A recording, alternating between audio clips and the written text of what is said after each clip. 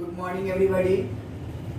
और आज जो हम लोग शुरू करने वाले हैं उसके चर्चा हम पिछले वीडियो में आप लोगों को कर चुके थे और ये बता भी चुके थे कि अगले वीडियो में हम आप लोग को क्या पढ़ाएंगे। तो आज का जो चैप्टर्स है वो हम लोग शुरू करने वाले हैं व्हीटस्टोन ब्रिज, जो बहुत ही इम्पोर्टेंट है। और इस व्हीटस्टोन ब्रिज में आपको सबसे इम्पोर्टेंट टर्म ये आपको आज हम दिखाएंगे कि अगर रेजिस्टेंस जो है अगर वो बैलेंस हो जाता है तो वहाँ पर वोल्टेज को अप्लाई कर देने से किस सर्किट में आपका करंट का फ्लो होता है और किसमें नहीं होता है। ये चीज हमको देखने को मिला किसमें, तो व्हीटस्टोन ब्रिज से। तो चलिए व्हीटस्टोन ब्रिज जो है वह होता क्या है उसके बारे में आपको हम पहले समझा दें। यहाँ पर एक 4 रेजिस्टेंस का ग्रुपिंग होता है और वो 4 रेजिस्टेंस के जो ग्रुपिंग होता है वो एक ब्रिज फॉर्म में होता है। उसी ब्रिज फॉर्म को हम लोग व्हीटस्टोन ब्रिज कहेंगे। व्हीटस्टोन ब्रिज में जो चारों रेजिस्टेंस होता है वो बिल्कुल अलग अलग होता है, अननोन रेजिस्टेंस होता है। उसी रेजिस्टेंस को हम लोग यूज करके और एक ब्रिज फॉर्म तैयार करते हैं और उसमें से अगर आपको 3 रेजिस्टेंस का मान पता होता है तो चौथे रेजिस्टेंस का मान निकाल लिया जाता है। उसी क्रियाकलाप के बारे में, उसी स्ट्रक्चरल फॉर्म के बारे में हमको पढ़ना है कि आखिरकार जो ये 4 रेजिस्टेंस है P, Q, R and S, उसका किस तरीके से हम लोग यूज करते हैं और उससे हम लोग कैसे 3 रेजिस्टेंस पता होता है तो चौथे रेजिस्टेंस को निकाला जाता है। इसका अरेंजमेंट किस फॉर्म में होता है, यह किस तरीके से अरेंज होता है और इसका क्या एप्लीकेशन निकल के आता है, ये तमाम चीजों के बारे में हम लोग डिस्कस करते हैं। किसमें, तो व्हीटस्टोन ब्रिज में। तो आपको समझ लेना होगा कि यह एक 4 अननोन रेजिस्टेंस का ग्रुपिंग है जिसका अरेंजमेंट जो होता है एक ब्रिज फॉर्म में होता है, इसीलिए इसका नाम पड़ा व्हीटस्टोन ब्रिज। यानी arrangement of 4 unknown resistance P, Q, R and S in bridge form is called Wheatstone bridge. इसी को मैंने शॉर्टकट में लिख दिया है। ये डिफिनेशन बहुत आसान है, ये आपको याद हो जाएगा बिल्कुल। और यहाँ पर इसी चीज को मैंने थोड़ा सा लंबा किया कि simple circuit for measuring, simple circuit मतलब resistance, a simple circuit for measuring an unknown resistance by connecting it so as to form a quadrilateral। यह 4 को है इसलिए इसका नाम क्वाड्रिलेटरल हुआ। Quadrilateral with 3 non resistance, 3 resistance के बारे में आपको जानकारी होनी चाहिए।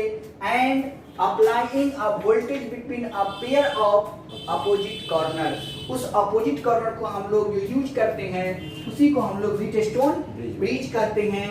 इतना चीज अगर याद नहीं होता तो शॉर्ट डिफिनेशन है कि arrangement of 4 unknown resistance P, Q, R and S in bridge form is called Wheatstone bridge. तो ये सिंपल डिफिनेशन है। तो कहने का मतलब ये चारों रेजिस्टेंस का जो अरेंजमेंट होगा ब्रिज के फॉर्म में वो कैसा होगा वो आपको हम दिखाते हैं। सबसे पहले यहाँ पे हम लोग को 4 आर्म्स बनाना होगा। अगर ब्रिज बनाते हो तो 4 आर्म्स बनता है, तो हम लोग भी 4 आर्म्स बनाते हैं। एक आर्म्स का नाम आप लोग P रखेंगे, दूसरे आर्म्स का नाम आप लोग Q रखेंगे और तीसरे आर्म्स का नाम आपको समझ में आ चुका है कि क्या रखना है।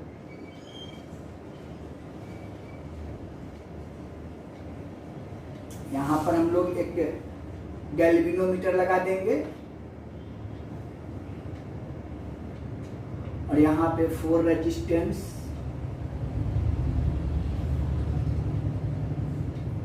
इस तरीके से अरेंज होगा। और आप नाम दे सकते हैं P, Q, R, S कैसे भी नाम दे सकते हैं, पी क्यू आर एस, जो आपको इधर से घूमने का मन उधर से घुमा दीजिए।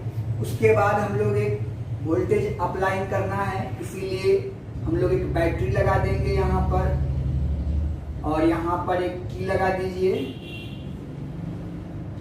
चलिए, और आपको ये व्हीट स्टोन ब्रिज का स्ट्रक्चर तैयार हो गया। अब यहाँ पे आप देख सकते हैं, इसका नाम आप ए दे सकते हैं, बी दे सकते हैं, सी दे सकते हैं, यहाँ पे डी दे सकते हैं, कोई दिक्कत नहीं है। P Q A B C D एक हम लूप बना दिए हैं। तो आपको दिख रहा है कि यहाँ पर ये आपका देखिए कि अरेंजमेंट ऑफ, जो हम लिखे arrangement of 4 unknown resistance P Q R and S in bridge form is called wheat stone bridge. इसी स्ट्रक्चर को हम लोग व्हीट स्टोन ब्रिज कहेंगे। अब देखिए यहाँ इस टर्मिनल से इस टर्मिनल के बीच के डिफरेंस को क्या कहेंगे, पोटेंशियल डिफरेंस। ए से लेके सी के बीच के डिफरेंस को क्या कहेंगे, पोटेंशियल डिफरेंस। बी से लेके सी के बीच के क्या कहेंगे, पोटेंशियल डिफरेंस। इसीलिए लिखा गया applying a voltage between a pair of opposite corners. Opposite corners यानी इसके और इसके जो होगा, इसके ये अपोजिट कॉर्नर हुआ, इसका ये अपोजिट कॉर्नर हुआ, है ना। तो इसमें अप्लाई करना है वोल्टेज लॉ को। तो वोल्टेज लॉ कहाँ पे लगता है, किरचॉफ सेकंड लॉ में। यानी यहाँ पर से हम लोग किरचॉफ सेकंड लॉ लगाते हैं। तो किरचॉफ सेकंड लॉ निकालेंगे तो क्या होगा, अभी हम लोग देखते हैं। ये पॉजिटिव टर्मिनल है और ये निगेटिव टर्मिनल है। पॉजिटिव टर्मिनल से क्या होता है, करंट निकलता है। तो यहाँ से इस तरीके से यहाँ से करंट आई गया, तो यहाँ भी करंट आई आएगा। चलिए करंट आई गया। अब सोचने वाली बात है, करंट को यहाँ से 2 ब्रांच मिल गया, एक इधर और एक इधर। तो निश्चित तौर पर कुछ ना कुछ तो करंट यहाँ से 2 भागों में बटेगा। तो मान लीजिए कि इसमें करंट कितना गया, I1, तो इसमें करंट I2 काहे को भेजिएगा, इधर से I गया, इधर से I1 निकल गया, तो बाकी इसमें कितना करंट बचेगा बताइए, I माइनस I1 बच जाएगा। क्लियर है। अब I माइनस I1 करंट यहाँ तक आएगा, इसमें यहाँ तक क्या आएगा, I माइनस I1 करंट, इधर I1 दे जाएगा। फिर यहाँ पर क्या, ये I1 ना 2 भागों में बट गया, एक इधर और दूसरा इधर। अब भाई बताओ, अभी तो करंट ये I1 था। अब मान लीजिए कि इसमें हम लोग जो है IG को भेज दिए, इसमें किसको, गैल्वेनोमीटर लगा हुआ है इसलिए IG करंट गया। तो IG करंट गया तो यहाँ पर करंट कितना बचेगा, अभी आपने देखा इधर से I1 गया, इधर से I1 निकल गया, तो बाकी कितना बचेगा, I1 माइनस IG चला जाएगा। पिछले वीडियो में इसका हम डिस्कशन किए थे। और फिर यहाँ से ऐसे ऐसे बढ़ते बढ़ते ये भाई साहब कहाँ चले आएंगे, यहाँ पे I1 माइनस IG। क्लियर, अच्छी बात है। अब भाई बताओ, यहाँ से तो करंट कौन आ रहा है, IG आ रहा है, तो यहाँ भी तो IG आएगा।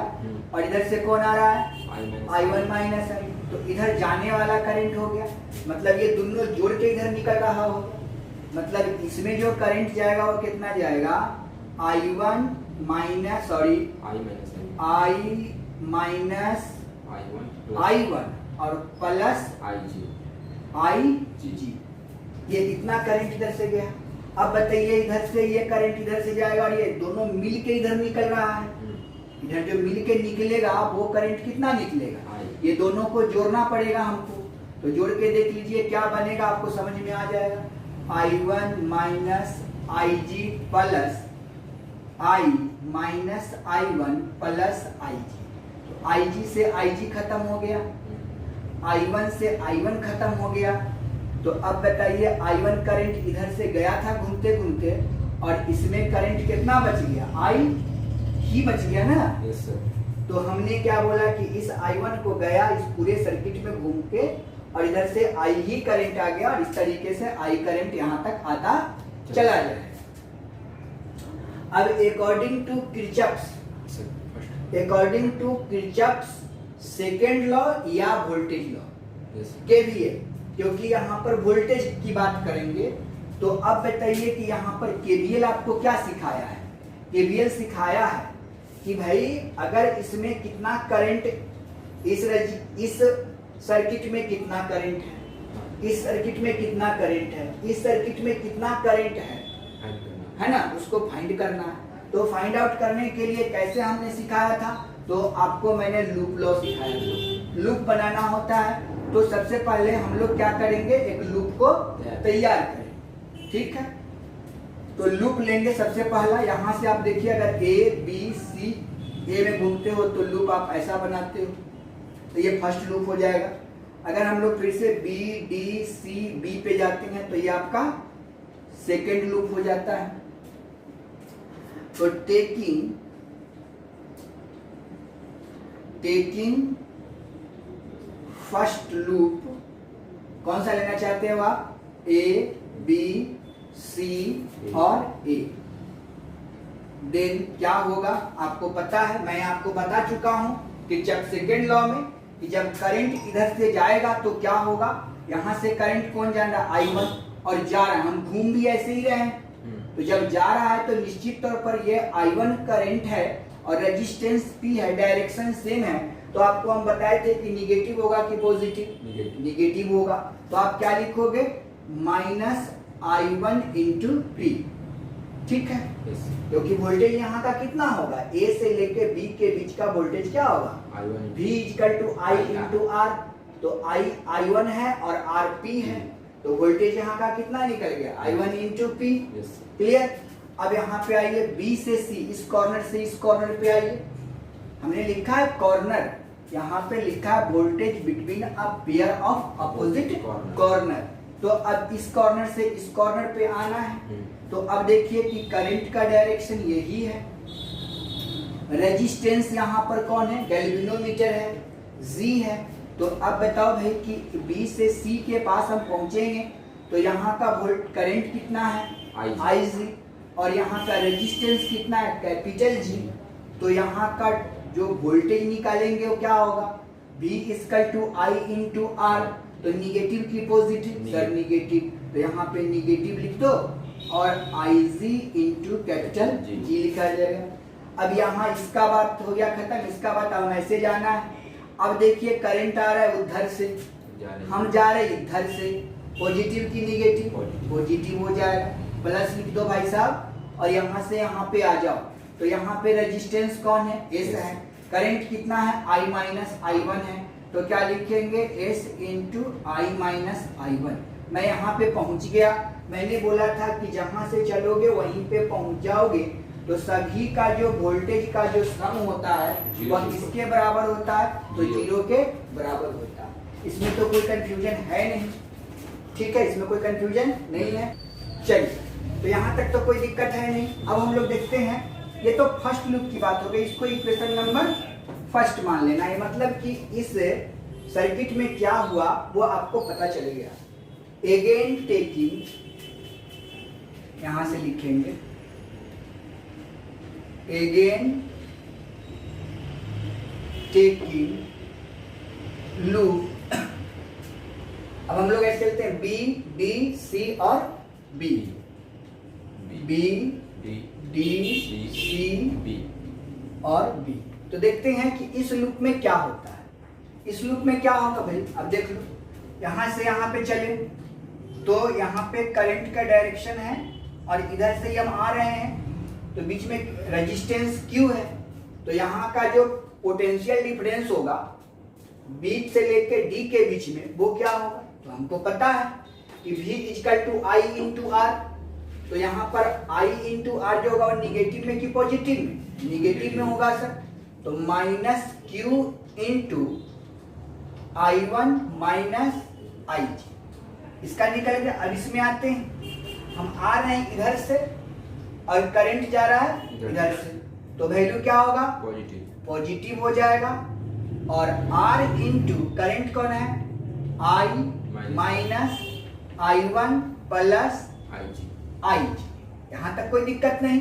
अब हमको जाना है ऊपर की ओर। गौर कीजिए, हम जो लूप लिए हैं वो ऐसे लिए हैं। yes, तो कहने का मतलब कि हम ऐसे लिए हैं ना, तो ये करंट अगर इधर से जाता yes, तब तो आपका निगेटिव होता, लेकिन ऊपर से आ रहा है इसलिए क्या होगा, पॉजिटिव होगा।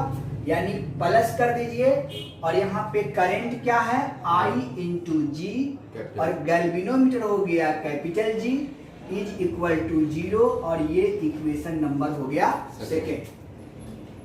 अभी जो हम इस इक्वेशन और इस इक्वेशन को सॉल्व कर देंगे तो किस आर्म्स में कितना करंट का फ्लो होगा वो तो हम निकाल सकते हैं, लेकिन अगर करंट जो निकल तो जाएगा, लेकिन हमको क्या पढ़ना है कि व्हीटस्टोन ब्रिज में जब बैलेंस कर दिया जाए, बैलेंस कर दिया जाए मतलब कि अगर यहां से यहां का पोटेंशियल डिफरेंस जो होगा वही पोटेंशियल डिफरेंस अगर इसका होगा, दोनों का सेम होगा, फिर यहां से यहां और यहां से यहां, अगर इसका इस लूप का मतलब इसमें जो जितना पोटेंशियल डिफरेंस होगा वही इसका पोटेंशियल डिफरेंस होगा, तो बीच वाले सर्किट में करंट और रेजिस्टेंस को लगाने से कोई फर्क नहीं पड़ेगा। ये आपका बिल्कुल न्यूट्रल हो जाता है। कब? जब बैलेंस हो जाएगा तब। ठीक, अभी जो निकला है वो किसके लिए निकला है? अनबैलेंस के लिए। अब बैलेंस करने का क्या तरीका है उसको देख लीजिए। अब बैलेंस लिख देते हैं,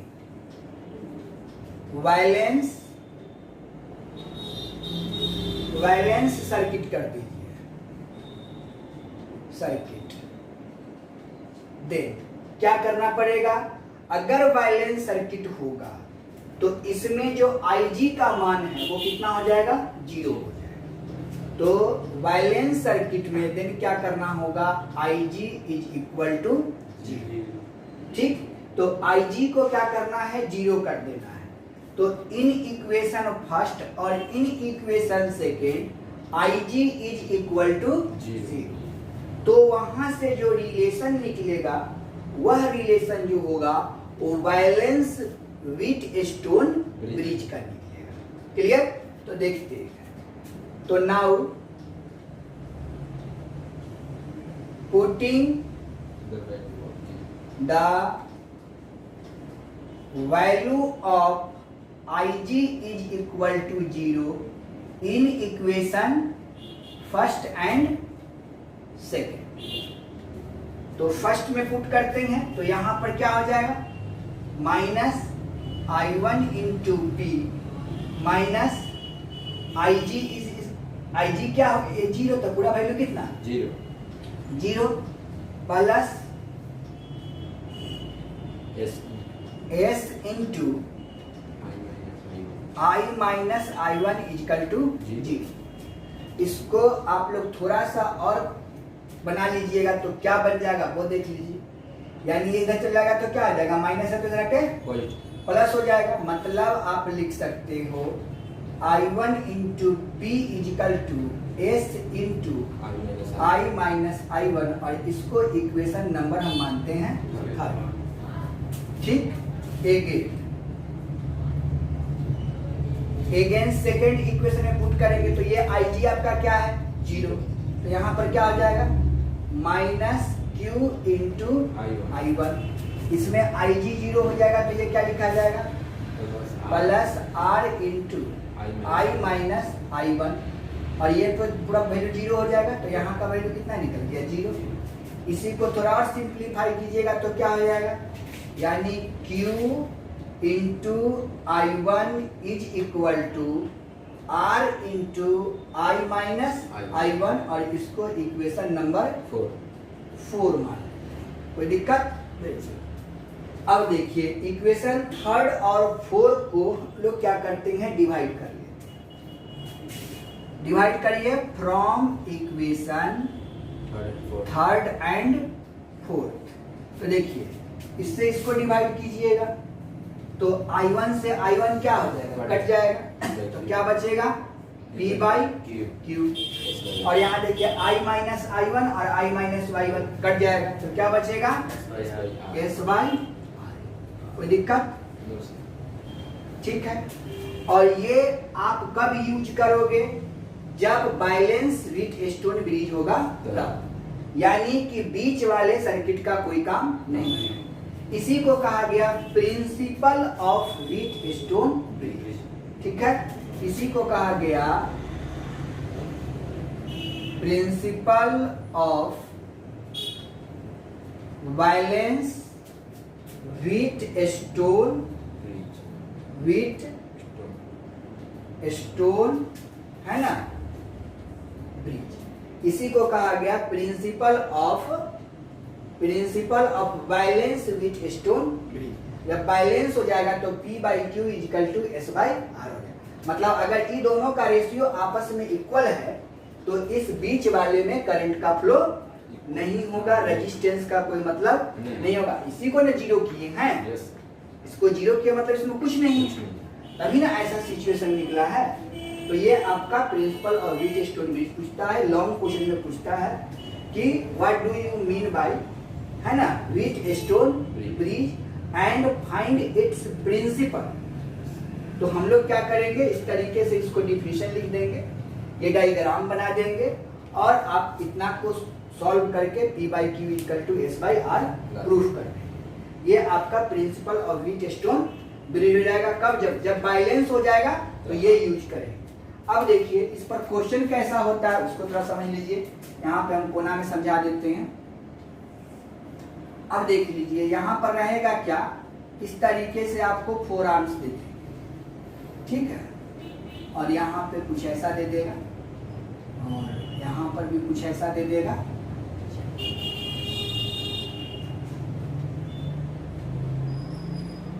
क्लियर है। अब मान लीजिए यहाँ पे आपको दे दिया 1 2, ठीक है, और यहाँ पे दे दिया 2 क्लियर। अब यहाँ पर दे दिया 5 तो पूछेगा कि इस A से लेके और B तक का रेजिस्टेंस फाइंड कीजिए। तो यहाँ पर देखिए क्या हो रहा है, 1 2 है और इसको डिवाइड करेंगे तो क्या आ जाएगा 1:2। दोनों का रेशियो आपस में क्या आ गया, इक्वल होगा। या 1/2 4/2 2/4 कीजिए, कट जाएगा 1/2 का रेशियो आ गया। यानी कि अगर 1/2 इक्वल टू 2/4 कीजिएगा तो इसका मान भी तो 1/2 आया। दोनों आपस में क्या हो गया, ये दोनों आपस में क्या है, इक्वल है। अगर इक्वल है तो बीच वाले में रेजिस्टेंस का कोई मतलब नहीं है। अब बीच में नहीं है, इसको रिमूव कर दीजिए। यानी अगर इस तरीके का है तो कुल मिला के ऐसा हो जाएगा। और फिर इसको पैरेलल और सीरीज कॉम्बिनेशन का जो कंसेप्ट आपको हम पढ़ाए हैं, ये दोनों आपको किस में हो जाएगा, सीरीज में। ये दोनों इसमें किस में हो जाएगा, सीरीज में हो जाएगा। क्लियर है। अब दोनों सीरीज में हो जाएगा, उसके बाद ये दोनों मिलकर क्या हो जाएगा, पैरेलल। यानी कि ये टोटल कितना हो गया आपका 3 और ये कितना हो गया 6। तो अब इसका पैरेलल कॉम्बिनेशन बना दीजिए, 3 और 6 तो 1/3 प्लस 1/6 है ना। अब इसका जो सॉल्यूशन करेंगे तो कितना हो जाएगा भाई, 6 और 3 का एलसीएम तो 6 हो जाएगा। यहाँ 3 दूना 6 और यहाँ पर 1 हो जाएगा, यानी 3 दूनी 6, यानी रेजिस्टेंस कितना निकल गया 2। क्लियर। यानी कि इसका जो A से लेके B तक का रेजिस्टेंस निकला वो 2 निकला। यानी इसको पढ़ने से आपको यही बेनिफिट होगा कि हमको किस तरीके से शॉर्टकट करके हम न्यूमेरिकल बना सकते हैं। तो ये अगर आपको अननोन, अगर मान लीजिए कि इसमें करंट का फ्लो हुआ, मान लीजिए कि रेशियो आपस में इक्वल ना आया, कैसे नहीं आया, मान लीजिए कि यहाँ पे 3 रहता, यहाँ पे 2, यहाँ पे 2 4, रेशियो आपस में इक्वल हो रहा है क्या, रेशियो इक्वल नहीं हो रहा है। अब रेशियो नहीं इक्वल हो रहा है तो ये बैलेंस विथ स्टोन ब्रिज नहीं होगा, ये बैलेंस विथ स्टोन ब्रिज नहीं हुआ। तब हम लोग यहाँ पर क्या लगाएंगे, किरचॉफ सेकंड लॉ लगा देंगे और केवीएल लगा के एक इक्वेशन ऐसा बना लेंगे, दूसरा इक्वेशन ये बना लेंगे और दोनों इक्वेशन को सॉल्व करके प्रत्येक आर्म्स में कितना करंट फ्लो कर रहा है वो निकाल लेंगे। बात समझ में आया कि नहीं आया, क्लियर हो गया। तो इस तरीके से हम लोग यूज कर लेंगे और इसका हम न्यूमेरिकल्स को भी बना लेंगे, समझ गए। तो ये आपका जो निकला वो क्या निकला, विथ स्टोन ब्रिज का कंसेप्ट बना।